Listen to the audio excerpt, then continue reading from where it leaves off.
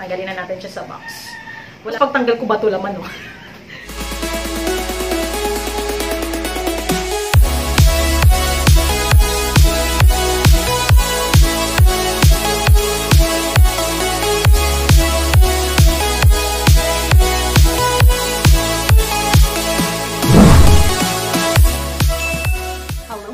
Welcome back to my channel.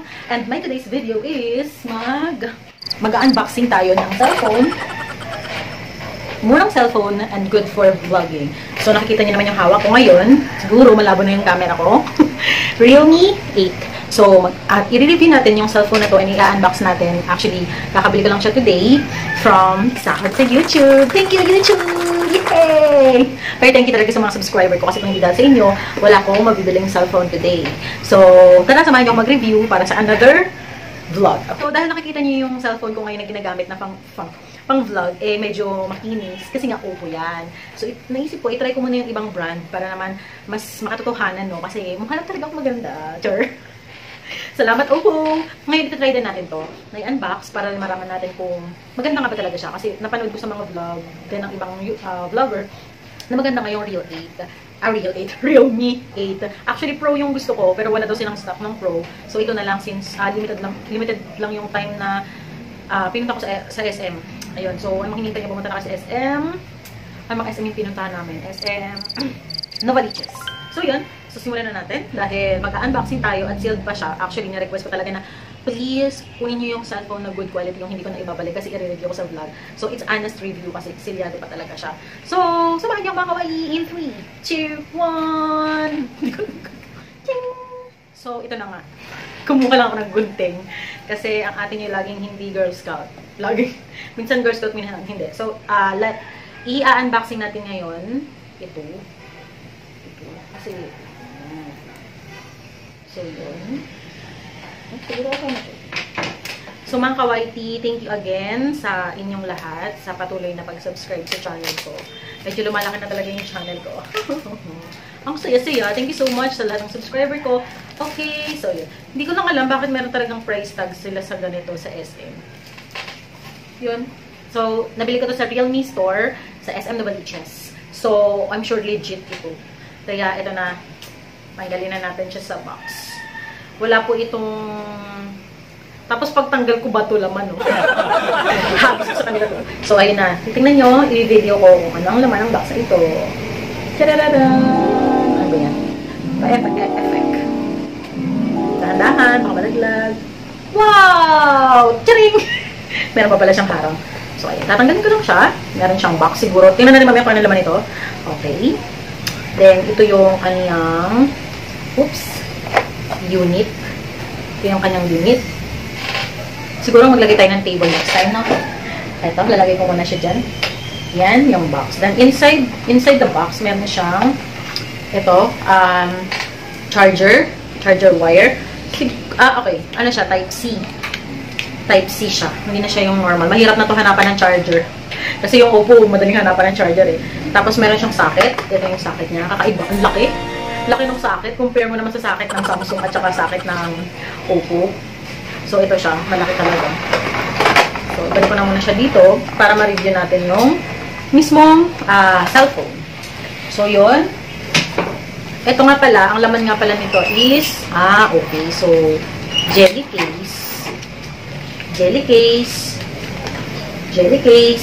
Then, yung manual niya, Realme. Siyempre, kailangan may mga ganitong ganyan. Pero hindi ko siya mababasa, guys, kasi ano siya, Arabic siya. And then, ano to, yung, ayun, manual. Information, guys, pero ibang klase. Tapos, meron siyang nakaipit na yung, ano niya, yung pin bata. So, ito na siya, guys. Ito yung unit. Tingnan natin. I'm so excited. Kasi nga, parang nagdududa na talaga ako sa Oppo ko. Masyado ko maganda eh. So, ito na siya, guys.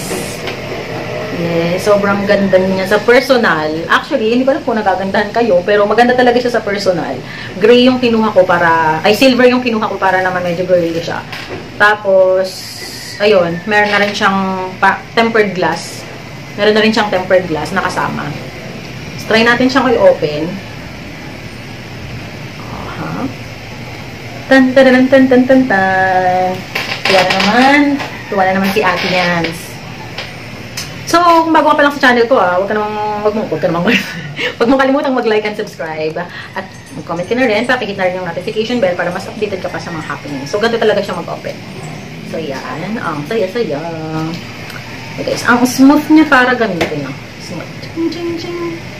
Ayan. Tapos, meron na siyang mga ready application. As usual, mga bagong cellphone, may mga ready na yan. Facebook, Twitter, yung mga social media account, Messenger, and so on. Tapos, i-review natin yung camera niya, guys. So, ayun yung camera niya. Ito yung camera. Nakikita nyo? Diba? Wait lang. Siguro isasama ko na lang sa vlog. So, ito yung camera niya, guys. Meron siyang, pwede siyang idalawa daw. Parang ganito, guys. So, taran! Yung harap at likod. Ito yung harap. Nakikita nyo ako. Hello! So, tapos yun yung likod. So, pinagdalawa. Pinagdalawa siya. Ang saya-saya. Tapos, ito, magbi-video ko, ipa-flash ko dito. Kitang-kita talaga yung mga tagyawat ko sa camera na to. Diba? At least, totoo yung vlog ko na. Kasi yung sa Oppo, parang wala na nga akong kilay sa sobrang filter niya. Actually, auto-filter yan eh. Pero dito sa Realme, ano siya, tamang ganda lang. Natural na ganda lang. So, yun mga kawaiti, okay yung camera niya. Pwede rin daw siyang meron pa siyang isang klase, guys. Si ultra macro daw. Ultra macro. Yan. Pwede siyang, yung para sa mga maliliit na bagay. Yun. So far, ang smooth naman ng camera niya. Tapos makikita niyo naman sa vlog na i-upload ko. Kaso lang, yung camera niya, guys, parang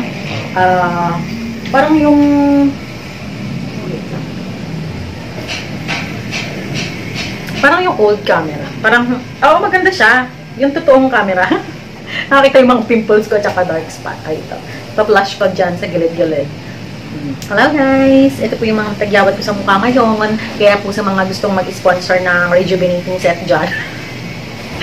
Mag-sponsor na kayo. So anyway guys, medyo may-etchos na ako.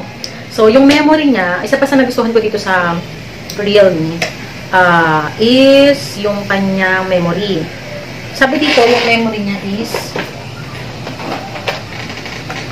lang. 8 GB RAM and 128 GB. Yun. Bakit ko pa tinignan sa box? Hawak ko yung cellphone. Lokare. Yun. Tapos, syempre, Android siya. Paano ba malaman kung paano yung kasi Android? Yun. Sa storage niya muna tayo. 128 GB plus 5. May plus 5 pa siya. May plus 5 GB pa siya. So, parang 133 GB siya, di ba?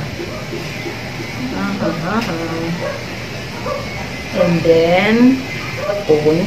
So, yung about phone niya raw is Realme 8 ang tawag sa kanya. Android version 11.